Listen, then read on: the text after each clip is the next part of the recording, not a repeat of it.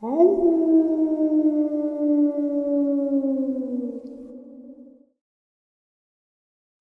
greetings and salutations, everyone. I hope everyone is still doing well, and welcome to, depending on wherever you may live or however you choose to read your clock this early morning, middle of the night, bonus upload. Before we jump right into it, a couple links. As many of you know, I rely on Patreon, PayPal, channel membership, and the merch to help the channel to continue to grow and go. Links to Patreon, PayPal, and channel membership is in the description below. Merch displayed directly under the video. Also, Dogman Frightening Encounters, Volume 1 through 3, the audiobook versions. They all were written and researched by Tom Lyons, narrated and produced by me, Jeff Nadolny.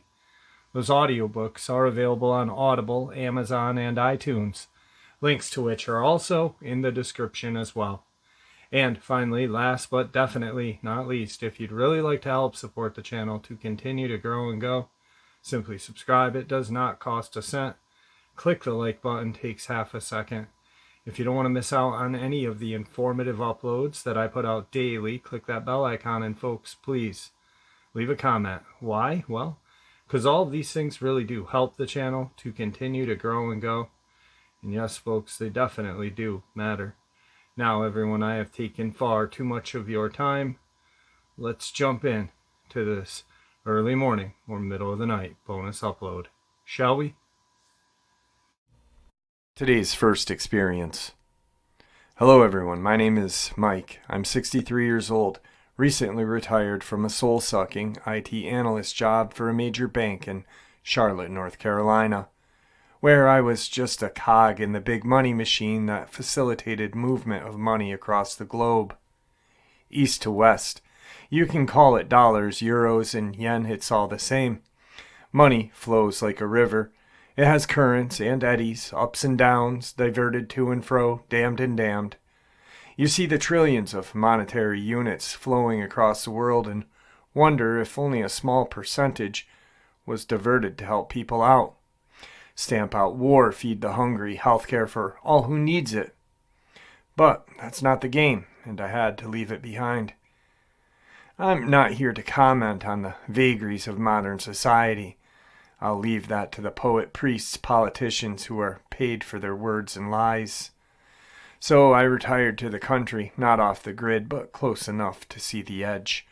Close enough that I can see the footsteps of those who came before, the early pioneers and settlers, the wagon tracks and homesteads of the long-dead chapter in America. A time of exploration, discovery, and a time where one man was deemed only a percentage of what makes up another. By law, a time where cotton and tobacco were currency of the world, and they truly flowed on rivers.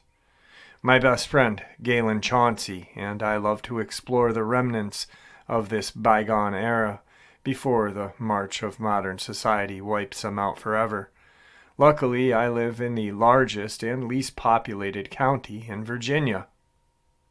So there are many abandoned homesteads and graveyards from the late 1700s through the Civil War and subsequent migration out of the war-torn South. Galen always has her voice recorder and camera at the ready. I usually man the video camera. She's gotten many EVPs and countless orbs and ghostly manifestations, I guess you could call it that. She truly puts the ghost hunting shows on TV to shame. In our investigations, her number one rule is run if she says run. No questions. A rule I obey maybe 75% of the time. About 10 miles from my house, up on a hill, sits a large mid-1800s mansion, made inaccessible by a lack of a driveway and a tangled thicket of brush and briar. And there's always vultures nesting on the chimney. Talk about spooky. Of course, Galen is itching to investigate. I would always make up an excuse not to go up there.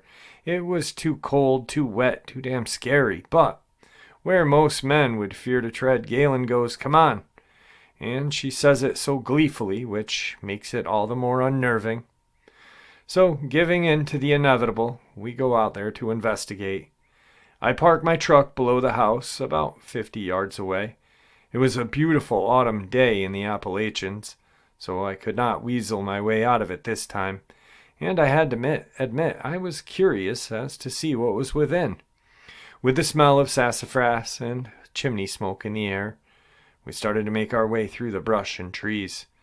I was struck by all the debris around. I found a rusted-out machete, water bottles, and even an old smashed-up video camera. And shoes, tennis shoes, and old moss-covered boots littering the ground. We finally hacked our way up to the front porch. It was magnificent in its decay. The ornate banisters and eaves crafted in a day where craftsmanship ruled and deadlines were an afterthought. The inside was bone dry for the most part. There were many artifacts and clothing from the previous tenants, and more shoes. There was even a TV from the 60s in one of the rooms, which seemed to be the last time the house was occupied. We proceeded to explore the mansion, room to room. We separated, Galen with her voice recorder and camera, me with a video camera. I went out back and found an old well with cement all around it. I looked over the edge down into the well as best as I could. I thought I saw a pair of golden eyes, but it was hard to see, so I adjusted the viewer on the camera and held my hand over the hole. In the viewer, I could clearly see a pair of dark golden eyes glowing in the darkness of that hole. I was just about to cry out to Galen when I heard her shout, "Mike, get up here quick!" She was at the back of the house, in what looked like the kitchen. Off to the side was another leaf and debris-covered room with a hatch door in the middle. It looked to be a door to a root cellar, so we made our way to the door. It reeked with a stench of death in the room, and it got stronger the closer we got to that doorway. There was what looked to be blood leading up and down the steps. Galen goes, "Look." At the bottom of the steps was a carcass of a huge deer lying partially in the dim light of the small amount of sun that made its way in, and partially in the darkness of the root cellar. I was kind of relieved and thought to myself, that explains the blood and stench of death. I was just beginning to tell her I'm not going down there when the carcass suddenly was dragged out of the light into the darkness. One of us screamed, and I'm pretty sure it was me. Galen didn't have to yell run this time. We both bolted out of the room toward the front door. I let her go first, out the front door, down the steps, and into the brush. If we were to be eaten, best it was me first, but I had the keys to the truck. The things you think of when you are about to be eaten, right? I got 20 feet into the brush and looked back, and what I saw shook me to the core. In the darkness of the doorway, I saw red eyes glowing like brake lights of a semi-truck at night. I froze in my tracks. I was able to make out a dark shape in the darkness of the doorway.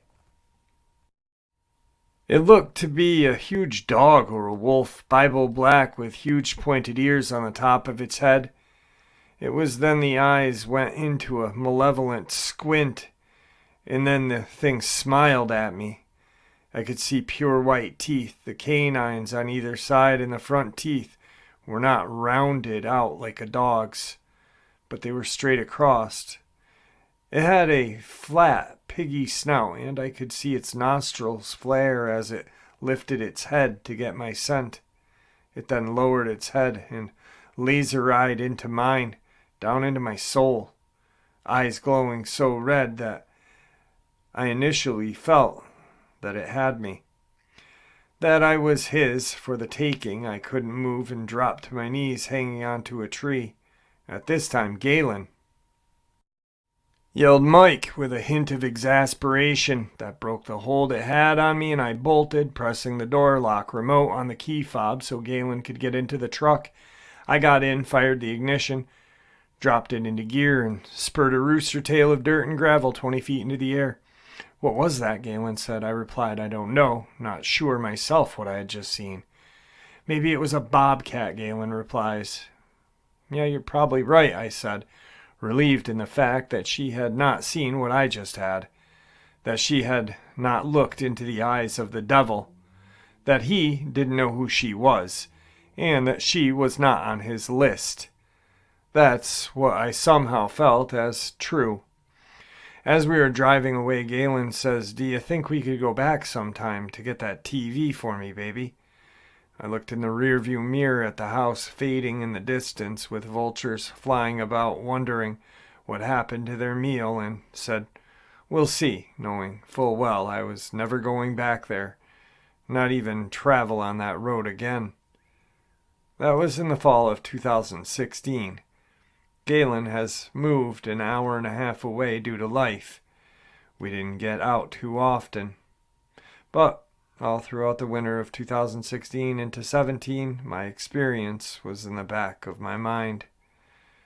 Would it hunt me down? Was he scoping me out, waiting for the right time to take me? I live in a single-wide trailer next to a lake with my two rescue cats, Little Boy and Adam. I let them out at daybreak and bring them in at night. Little Boy likes to get on the roof, as do a family of raccoons. Sometimes at night, the raccoons will run across my roof, freaking me out. I hope it's raccoons anyway. There have been a couple times that I've smelled that stench. It's the country and things die out in the woods, but I don't go off my back porch at night. Later in the spring of 2017, maybe late May, I was driving on a country road, Graves Bridge Road, along the Pig River. It's a gravel road, and I decided to park and get out and look at the fish sunning themselves in a primeval-looking shallows of a swampy S-curves of the Pig. It was then that I thought I heard a baby cry. I heard it again. It sounded like a demonic baby cry, but I had to check it out. I have to admit I was scared. When I made my way to the sound, I drew my pistol. It's a Taurus Judge. It shoots either 5.45 caliber Colt cartridges or 410. I usually keep it loaded with 4 shots and 1 bullet. I made my way through the scrub, and what I saw was heartbreaking. It was a dead mountain lion with its cub lying beside her body. I walked over to the scrawny cub. It growled at me pitifully and tried to run, but it collapsed after only a few feet. The mother was ripped to shreds. Whatever had done this to them, she had fought mightily. About 10 feet over was even a sadder sight. It was another cub with its midsection completely eaten out to the spine. I assumed this was the brother to what I later found out would be his sister cub. She was missing an ear. Her eye was closed and covered in dry blood. I went to the back of my truck and got a Dollar General basket and a jean jacket I had in the back. I put my arms into the jacket and used it to lift her and put her into the basket, and she didn't fight, resigned to her fate. I kept telling her, you'll be fine, baby girl." When I brought her home, my cats freaked out. Adam went running to the back, but Little Boy was right there, curious as usual. She was bigger than them, but she was in such a bad way that she was no threat. I got a warm, wet cloth and cleaned her eye. It opened. She hadn't lost it, but she did lose her ear. She had 4 horizontal gashes on either side of her flanks. They weren't too deep and had scabbed up. I had some cat antibiotics, so I filled a syringe and squirted some into her mouth. The weird part was that she never fought me. I found that odd. I fixed up some warm milk and filled the syringe, and she drank that eagerly. I fixed up a box with some towels and put her in the back room. Little Boy, who has more empathy than most people, insisted on staying right next to that box. Adam could give a crap. I ended up cutting out one side of the box so she could come and go. Little Boy would curl up with her. I went ahead and named her Jet because the gashes had healed, but the scars made her look aerodynamic and fast. She soon started eating Fancy Feast by the box. I ended up getting Alpo dog food, and she ate that heartily. I knew I should have called animal control, but I was afraid they were going to put her down with the shape she was in. After about a week, she was up and about, Little Boy by her side. It was as if she had adopted him as her own brother. They would roll and play fight, and I could even pet her, but there was a look in her eyes, a lack of joy. as if she was on a mission. I wish I could say that she became my pet, that we were a family, but after 4 weeks, she was playing with little boy in the front yard and she just disappeared. I knew it was inevitable, that she would leave. She had a mission of revenge. Somehow I knew this. Fast forward the summer of 2019, I had almost completely forgotten about Jet and the wolf creature. That's when I had reconciled in my mind with what that red-eyed devil had been. It was out one day riding around looking for the Nazi house, a house that Galen and I had found with swastikas painted all over the walls. Very foreboding house. Anyway, I saw an old farmhouse about 100 yards off the road with a pasture. I parked the truck and made the trek through the tall grass to the farmhouse. Typical abandoned farmhouse for this area, with the barn towards the back of the property next to the tree line. The house was filled with dust and trash, no artifacts of note to be seen. The barn was further back with a pond next to it, so I decided to check it out. I walked up to it and through the door when I saw it. It was that wolf creature. It was crouched down with its haunches on a small deer. In its hands. It had hands with elongated fingers with claws at the end. It was feasting on a poor baby deer like a man would eat an ear of corn. Then it stood up and smiled at me. It must have been 7 feet tall. It was holding this deer in one hand like a basketball. I say this because the beast looked like a basketball player, thin at the waist with a large developed chest. It was a male because I could see its junk.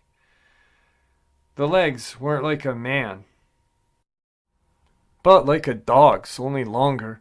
I knew it was a Dogman at this point. I grabbed my pistol and turned to run simultaneously. I could hear it take off behind me. I had a 30-foot head start, but I knew I had no time. I started firing behind me. I heard it yelp when a slug had hit it, but I knew a 410 shot was only going to upset it. I fired the last shot just as I reached the front side of the house. I knew I was a goner when I saw a flash of movement to my left off the front porch. I heard an incredible collision of sound and growling. I turned and fell back. It was Jet. That one-eared bitch had jumped on its back and had a death bite on the back of its neck. I could see her powerful muscles bulging and heaving as she dug into that thing. It turned its head and tried to get Jet, and she adjusted her bite to grab the front of its neck. It roared with a strangled howl. She glanced at me. The look on her face was pure revenge. I knew she was getting even for her mother and brother. "Get that MFer, Jet," I yelled. Suddenly the Dogman was able to grab Jet's left paw with its mouth as she lost her grip on its neck. I took this as a sign to me to get out of there and took off for my truck. I heard the battle just echoing through the small valley. I got to my truck and turned just in time to see the Dogman running back around the barn into the tree line. Jet limped on 3 legs back to the open porch. I could see her breathing mightily as she was licking her paw. She looked up at me just for a moment and then to her left.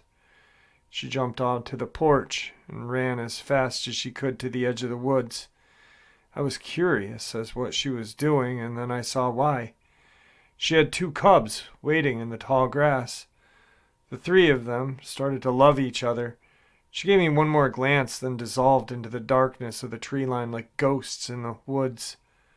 My heart leapt with emotion.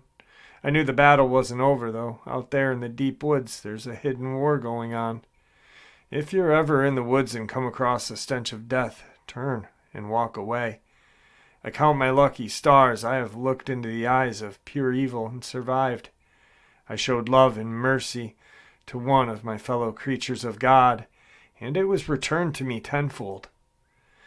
I feel I learned this from little boy. Adam could still give a crap, though. So the first time I narrated this experience, I had a smile from ear to ear. I'm a cat person. I have a Maine Coon cat. And I've always thought how lions and tigers are the apex predator of their domain and pretty much over the animal kingdom until I saw a Dogman in 1994. And then I was like, wow, that thing is huge. But just to hear this story really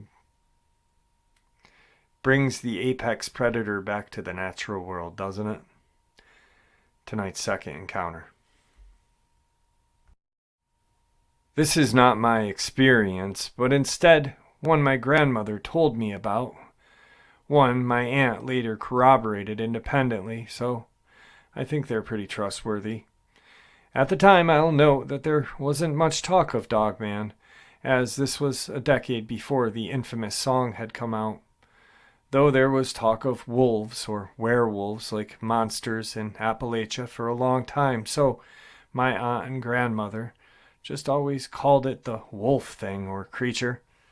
For a little background, my grandparents, currently aunts, home is in the backwoods of western Grayson County, Virginia, which to this day is still sparsely populated outside of one or two large towns on the east side, and back then it was even less so, extremely thick forest with hilly terrain in all directions.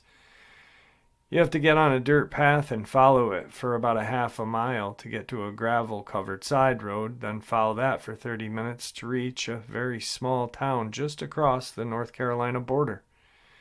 If you go on a short way north, you'll find yourself at the Blue Ridge Mountains and Parkway that leads up into Appalachia proper.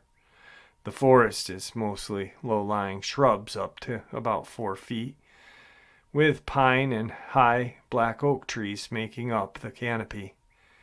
There is a very clear stream about 30 yards from the house, which has fish quite frequently.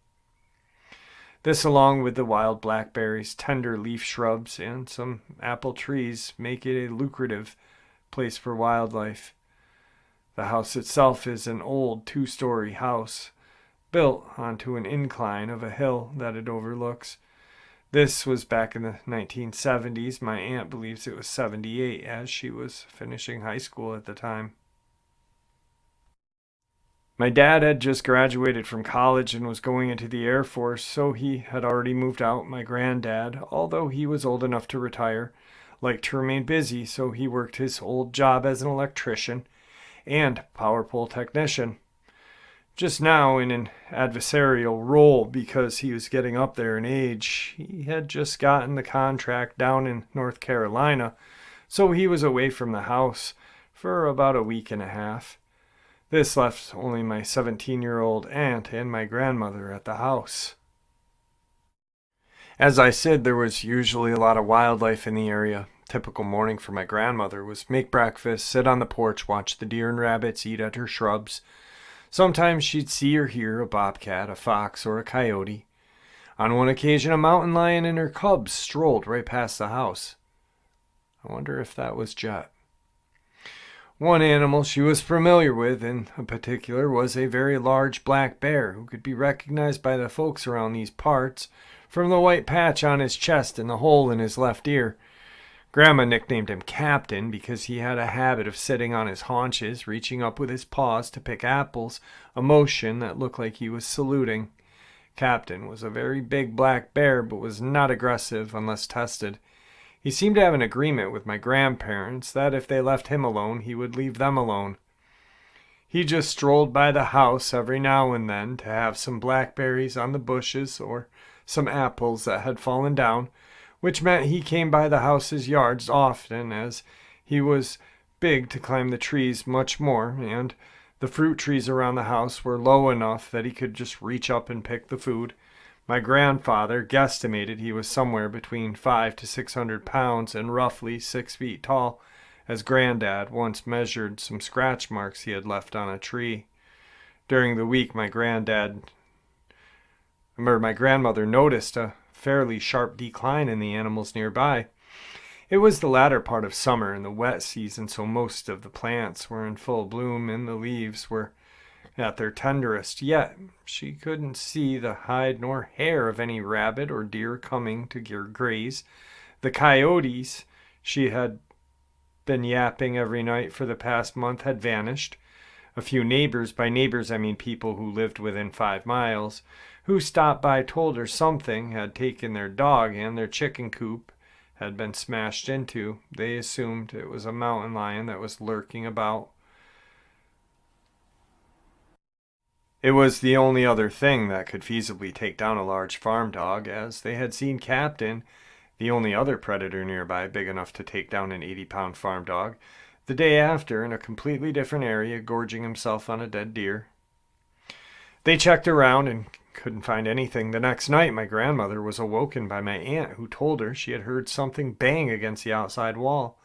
They checked around in the morning after and found one of the deer butchered, with a bloody smear on the wall, judging from the way the gravel was disturbed. The deer had been walking by the house when something ambushed it, and in the struggle it got smacked against the wall. My grandmother, having grown up in these woods, was familiar with predator kills and methods. Mountain lions tend to jump on their back and rake their claws across the flanks to hold on as they bite the neck. Black bears will usually break the neck or back with their paws while biting the head. In the rare occasion coyotes attack a deer, they'll just do it biting down on the inside of their leg and twisting to rip the muscle and arteries. This kill clearly had the throat ripped out, but there were not claw marks to be found, and the bite looked narrower than what a cougar would be. Plus, she could gander there was only one predator from the way the ground was disturbed, which didn't make sense for coyotes, as they typically hunt in pairs, since just one alone isn't enough to bring down a full-grown deer. After disposing of the carcass, the next few nights were relatively uneventful, except for the fact that several times my aunt and grandmother would be awoken in the middle of the night by something that sounded like panting outside. Now, in these woods, you can hear a pin drop if it's close enough, and at some points they swear this animal was making the panting was directly outside the walls of the house. One day, grandmother was picking berries, and she noticed what looked like dog tracks of a very large hound going through the mud flat bordering the nearby stream. Thinking it may be the missing farm dog, who maybe just ran away, she followed the tracks until she heard something loudly growling at her from across the stream. She looked up to see a partially obscured face of what looked like a large, bulky, brown-colored coyote or wolf standing in the thicket on the opposite side of the stream. She quickly began to back away, glancing back only to check her footing on the slope that led down to the stream. When she looked back, she saw the very distinctive canine face in much greater detail because the animal had moved out of cover. But instead of stepping out of the leaves like she thought it did at first, she soon noticed that instead of standing up on its hind it was standing up on its hind legs and peering over the shrubs. Now, she had seen canines stand upright before. Dogs do it, foxes can do it, coyotes sometimes do it. It was the size that took her off her guard. She had been at that same exact thicket of shrubs just the other day, and her head only barely reached the top. My grandmother was only 5'3". This thing had its head pitched clear over the shrubs with a little bit of extra visibility. And usually when a predator is making no attempt to hide, it's usually because they're trying to intimidate. My grandmother managed to back away up to the hill without turning around, and when she started to get out of sight, the creature stepped out of the thicket on its hind legs. It strolled forward in a very uncanny way. She had trouble describing, but she insisted it never went back down onto all fours. Needless to say, she ran to the house in a backpedal sprint. That night, they heard the panting again, along with a distant howl and scraping. Sounds. They found the garage door, back door frame, and kitchen window frame all had claw marks on them from something investigating. The canine creature was seen a few more times across the week by my grandmother and the neighbors, usually on or near the area of my family's property. My aunt finally saw it when she saw a pair of fuzzy ears outside of her window. Now, she wasn't startled right off the bat from this, as Captain had come by her window a few times before, and she gradually lost some fear of the big bear over the years. But in his case, his ears just barely reached the edge of the windowsill, whereas in this case, you could clearly see them and the top of the owner's head. She quickly realized that this was not the bear because of the pointed shape, brown coloring, and the fact that it had two fully intact ears. They also started to detect a very pungent smell in the side porch.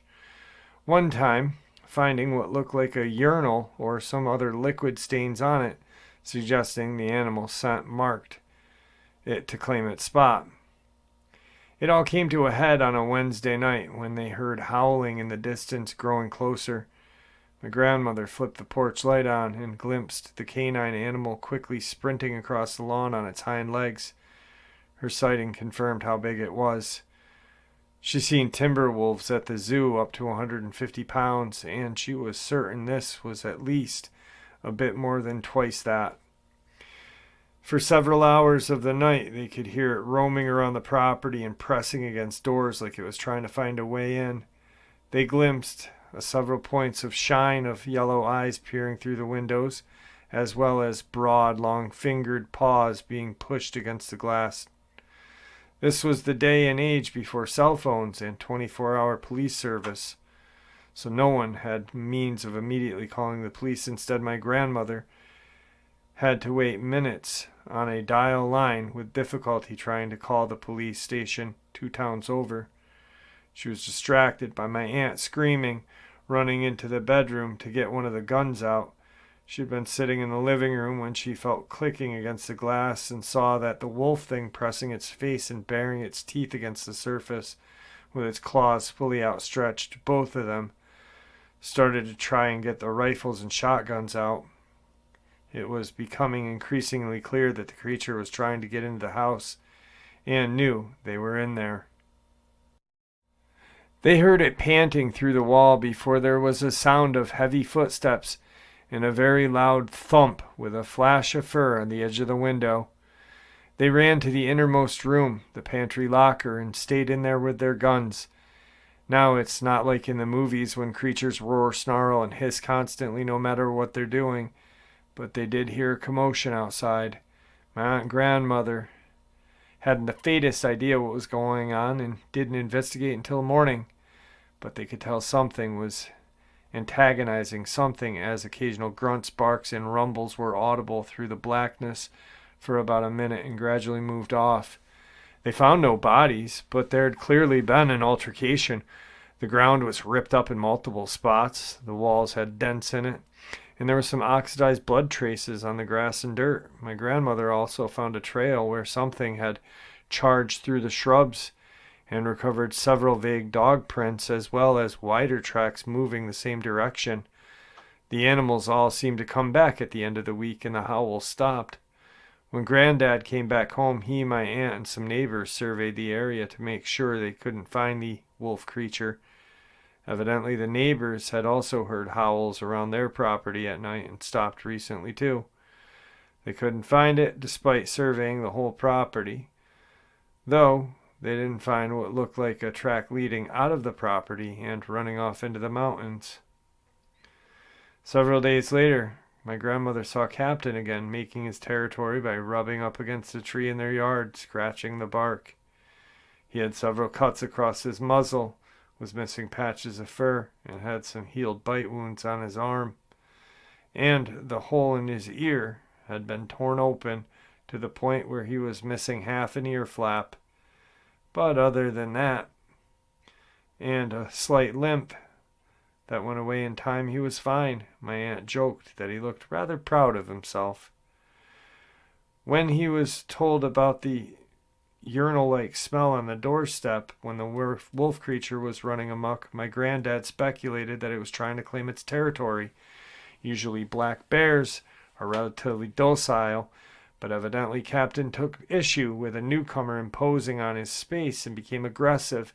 So what grandmother and aunt had heard that night, the bear was charging while it was distracted and engaging the intruder, while the wolf-looking creature was taller it seemed skinnier and less massive, and apparently in a confrontation and threat displays that likely followed, sheer bulk won out.